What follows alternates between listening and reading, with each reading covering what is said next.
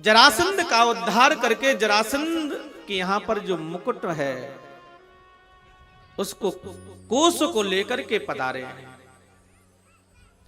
राजस्व यज्ञ करने लगे। यज्ञ करने की तैयारी की तो यज्ञ में प्रथम पूजा किसकी की जाए? पांडवों ने कहा कि प्रथम पूजने का अधिकारी तो भगवान गोविंद हैं। उसी सभा के मध्य में बैठे थे शिशुपाल। शिशुपाल भगवान को अकारण ही गाली देने लगा कि 4 दिन से द्वारका का राजा बन गया तो उसकी पूजा। गमा रघुवारिया जिसके माता का पिता, पिता का पता, पोखर में पानी पीने वाला, और पांडवों के साथ, पांडवों के सामने कोई गोविंद को गाली दे, ये कहां बर्दाश्त कर सकते हैं। जैसे ही मारने के लिए दौड़े तो आज निवेदन कर दिया, बोले क्षमा करूंगा क्योंकि मैंने इनकी मां को वचन दे रखा है 100 गाली माफ है। जैसे ही 101 गाली होगी तो स्वतः ही इसका प्राणांत तो हो जाएगा। आज ऐसा ही हुआ। जैसे ही 101 गाली हुई, भगवान का सुदर्शन चक्र आया और शिशुपाल का सिर धड़ से अलग कर दिया और प्राण ज्योति निकल करके भगवान के श्री अंग में विलीन हो गई।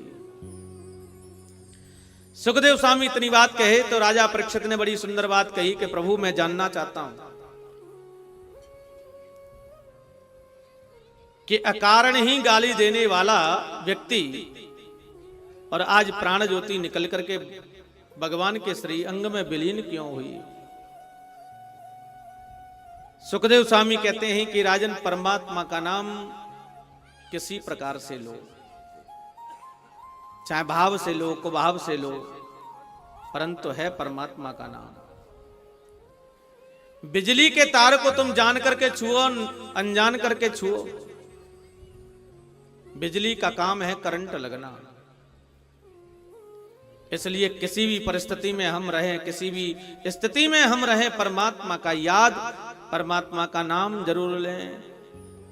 बाब को भाव अनक आलस हो, भाव को भाव अनक आलस हो, बाब को भाव अनक आलस हो, भाव को भाव अनक आलस हो, भाव को भाव अनक आलस हो, भाव को भाव अनक आलस हो, नाम जपत